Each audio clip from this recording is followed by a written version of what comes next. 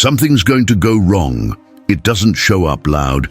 It comes in quietly, almost like a whisper, right when you wake up, before you check your phone, before your feet touch the floor. It's already there, sitting in the center of your chest. Subtle, steady, like it's always lived there and you're just now noticing it. Something's going to go wrong. You don't know what. There's no clear reason. Not this morning, not today. But your body has already decided it needs to prepare, and it starts doing that without asking you. Your throat tightens first. It's small, barely noticeable, like someone gently placed a hand around your neck, not squeezing, just holding, just reminding you it's there. You swallow, then swallow again. The feeling stays, then your stomach, that knot. It isn't exactly pain. It's tension without a clear name, like something inside you is twisted, waiting. You drink coffee. Your stomach rejects it. You eat. It sits heavy, uncomfortable, like your whole digestive system is on alert.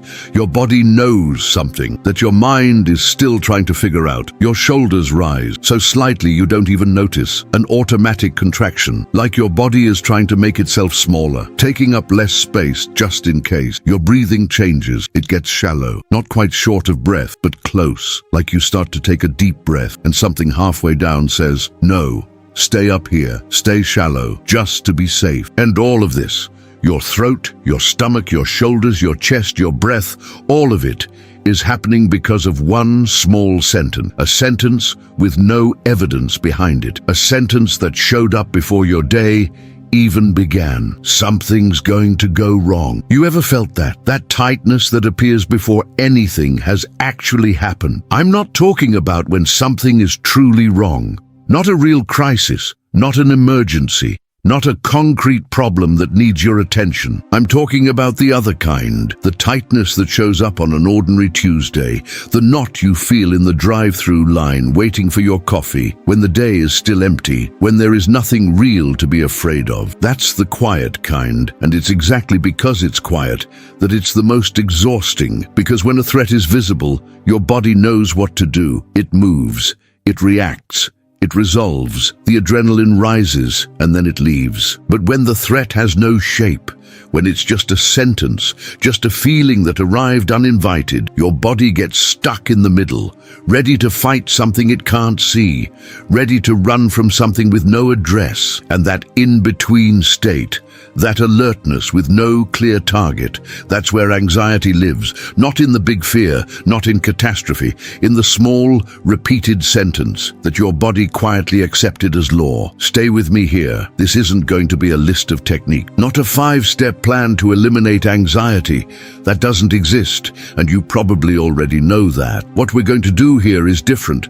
We're going to go back to where that sentence began, not to judge it, not to destroy it, but to understand where it came from, what it was trying to do for you, and why it still shows up every morning like it's the voice of reason. We're going to see the invisible cost of living in obedience to that thought, what you avoided, what you held back, what you never said, everything your body has been carrying while trying to follow orders from a sentence that promised to keep you safe. And we're going to stay there long enough that maybe for the first time, that sentence starts to lose a little of its authority over you. This isn't a cure. It's not a promise. It's awareness. It's learning to look inwards slowly enough to begin telling the difference between what is actually you and what is the protective system that kept running long after it was needed. Stay with me. By the end of this video, you're going to recognize when that sentence first started governing your life, and that changes something.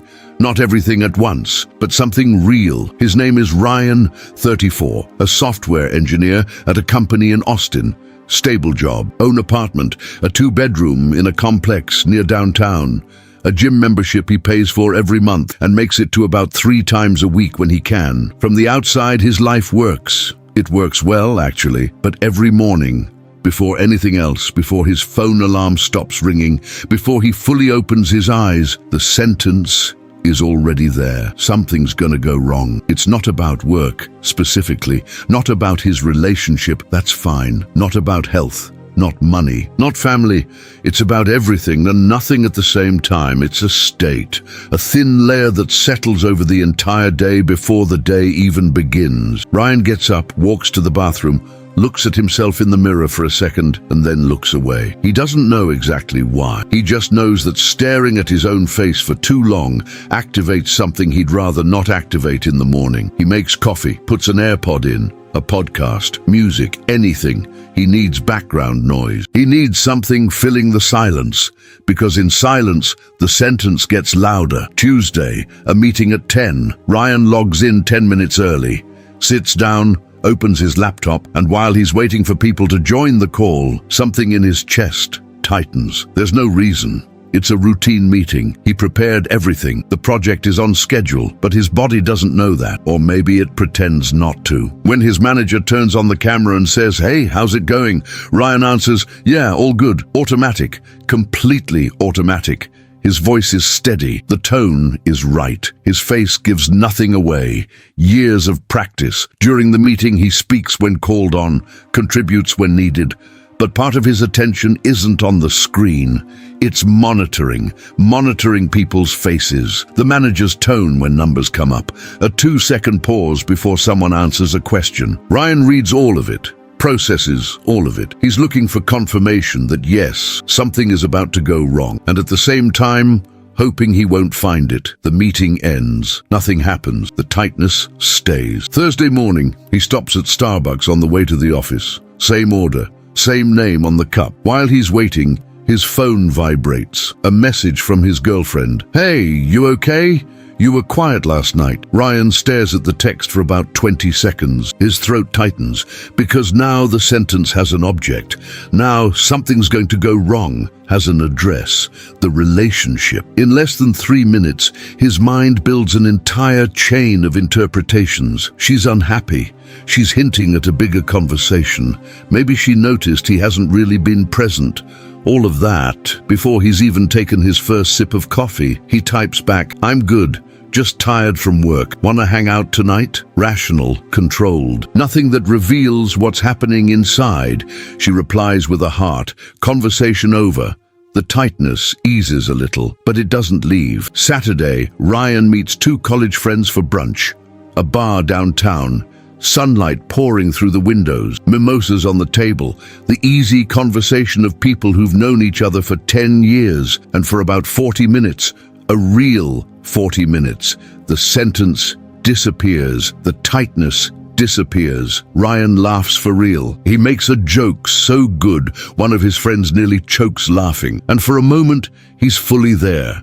Completely present. Later in the parking lot, they say goodbye. Ryan gets into his car, and within 2 minutes of sitting alone inside, the sentence comes back. Something's going to go wrong. He stares at the steering wheel, thinks, but what? Today was good. Today was exactly the kind of day I wanted, and still, his body is tense, his stomach tight, his shoulders pulled upward again, as if his system doesn't trust the good, as if the good is just an intermission before something bad. Ryan doesn't know yet that this system has a name. He doesn't know yet that this sentence didn't come from reality. It came from an attempt to survive it. He only knows he's lived like this for a long time. So long he's stopped considering that it could be different. Maybe you recognize something in his story. It doesn't have to be software engineering. It doesn't have to be Austin. It doesn't have to be meetings or brunch. But maybe you know that car, that silence after a good day, that tightness that shows up exactly when it shouldn't. If that sentence lives inside you too, you're not alone here. The alarm doesn't scream. That's the detail most people miss. When we think of anxiety, we imagine a crisis, a racing heart, air that won't come in, panic that feels too big for the body. And sometimes, yes, it looks like that. But most of the time, in real life, in ordinary days, the alarm doesn't scream. It whispers, it repeats. Something's going to go wrong. In the morning, before coffee. In the middle of a meeting that's going perfectly fine. In the car after a good Saturday. At night in bed when your body should be resting, but your mind is quietly running an inventory of everything that might have gone wrong today. The alarm doesn't need to scream because it isn't trying to scare you. It's trying to keep you prepared. There's a huge difference between those two things, and understanding that difference is what starts to change your relationship with this thought. The alarm was built to protect you. Let that sink in for a moment. It's not your enemy. It's a system that got installed at some point in your life because back then it made sense. Because back then, staying alert was the smartest response you had available. But systems don't uninstall themselves. They keep running even after the original danger is long gone. And that's when the sentence starts showing up on an ordinary Tuesday in a parking lot after a good day, in a text from someone who just wanted to know if you're okay. The alarm is still running, but the fire it was built for has been out for years. Now pay attention to what that alarm actually does in Ryan's day, because it probably looks very familiar. Every time a situation carries even a hint of uncertainty, the alarm triggers the sentence. The sentence mobilizes the body, and a mobilized body starts guiding decisions. Ryan doesn't send an email right away. He reviews it 4 times first. Not because it's critically important, but because the alarm said something might be wrong, and he needs to check. Ryan doesn't tell Jessica he feels overwhelmed. He says he's just tired from work. Not because he wants to lie, but because the alarm said vulnerability creates risk in a relationship. Ryan doesn't sit in silence after brunch. He turns the radio on immediately. Not because he wants music, but because the alarm said that in silence, the sentence gets louder. And it's better not to let that happen. Avoidance, control, constant monitoring. Those are the 3 invisible behaviors the alarm produces. Invisible, because from the outside, none of them look like anxiety. They look like responsibility. They look like caution. They even look like emotional maturity. But inside, they're responses to a sentence that arrived before the day began and was never questioned. Now here's the part that matters. Who created this alarm? It wasn't you, not the adult you who reads messages, goes to brunch, pays bills, functions. It was an older part of you, a part that learned at some point that the world held more danger than safety, that good moments were often followed by bad ones, that it was better to expect the worst than to be blindsided by it. That part has a name. It's called the anticipator. The anticipator didn't appear out of nowhere. It was born in a moment. Maybe it was an 8-year-old lying in bed, hearing raised voices in the hallway, not understanding what was happening, only knowing something was wrong. Maybe it was a teenager walking into the house expecting a normal day and finding a conversation that changed everything. Or maybe it was smaller than that. A series of tiny moments where safety arrived and disappeared without warning, where things were okay and then suddenly weren't, where the good always felt temporary. The anticipator watched those patterns, and it made a decision. If I stay prepared for the worst, I will never be caught off guard. If I never lower my guard, nothing will be able to destroy me unexpectedly. That was the deal. A child doing the best it could with what it had. And here's something important. When a shadow has a name, it starts to lose power, because once you can recognize that it's the anticipator speaking, not you, not reality, not an absolute truth about the future, the sentence changes. It stops being a prophecy and becomes what it always was, a defense mechanism that never received permission to rest. Now look closely, because this is where the trap lives. The most instinctive response when the sentence appears is to try to control it, to argue with it, to convince yourself, no, nothing is going to go wrong, to build internal counterarguments, to list evidence that everything is fine, to take deep breaths and try to force the body to relax.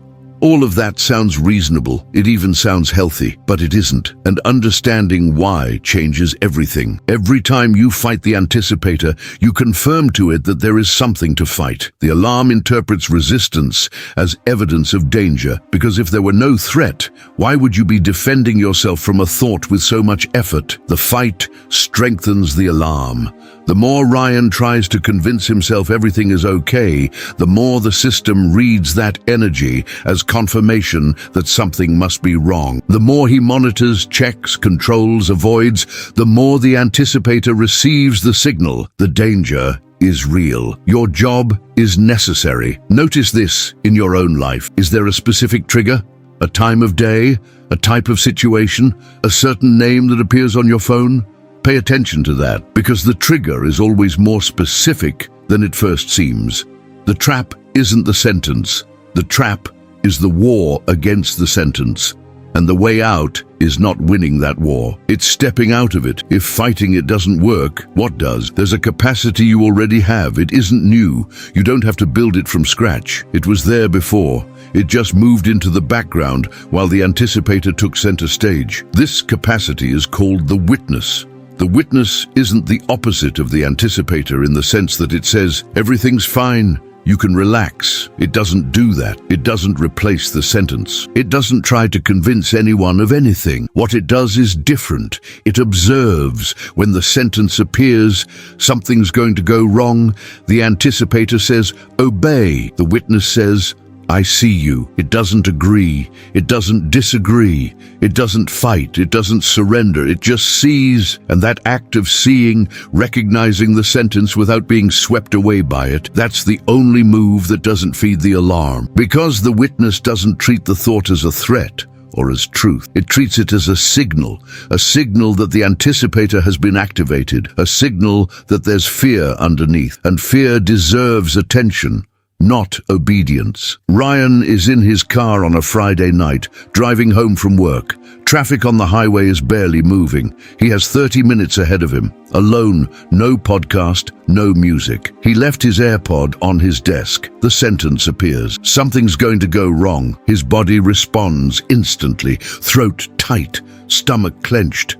The old impulse would be to grab his phone, check emails, text Jessica, create contact with something concrete, anything so he wouldn't have to sit alone with the sentence. This time, he doesn't. He stays in the silence. And instead of fighting the sentence, he says internally, almost like he's speaking to someone, I know you're here. I know you show up when it gets quiet. I recognize you. The sentence doesn't disappear right away. His body doesn't relax in 30 seconds, like in a meditation video. The tightness stays for a while, but something shifts. The sentence is still there, but Ryan is no longer inside it. He's next to it, watching it, and that 1 millimeter of distance, that tiny gap between being the thought and seeing the thought, that's exactly where the training begins. This isn't a victory. It's a practice, and sometimes he'll fail. Sometimes the sentence will show up on a Monday morning and he'll fall right back inside it without noticing. He'll reread an email 6 times.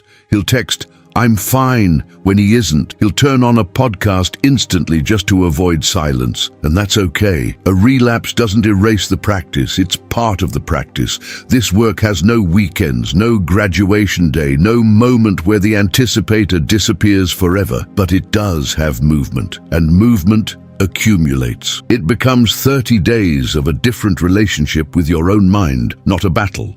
A conversation, 3 small movements, every day, every time the sentence appears. First, notice the sentence. Don't act yet.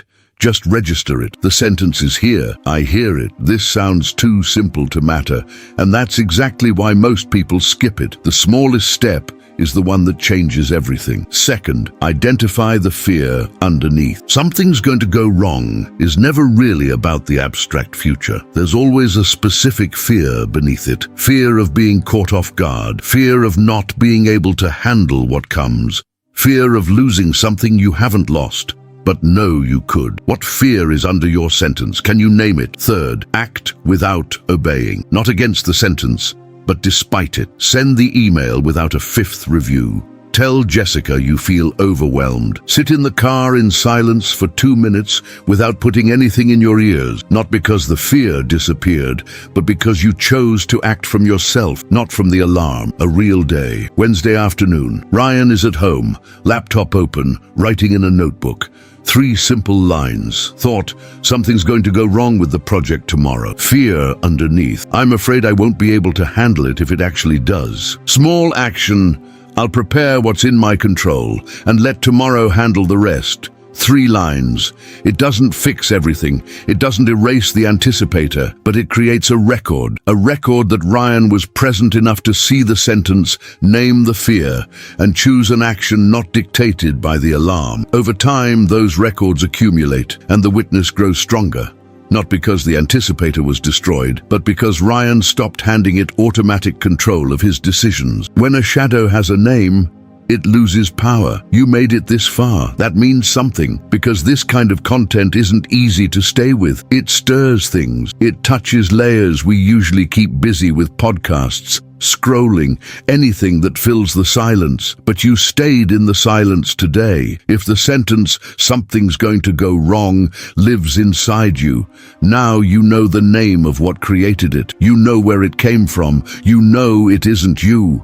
It's a system that tried to protect you and can now begin receiving new instructions. Not all at once, not overnight, but through awareness, through small practice, through the witness that observes without obeying. When was the first time you noticed this sentence in yourself? You can share it if you want to. It doesn't have to be long. Just a line is enough, because sometimes naming it out loud or in writing is the first real step. Thank you for staying here with me.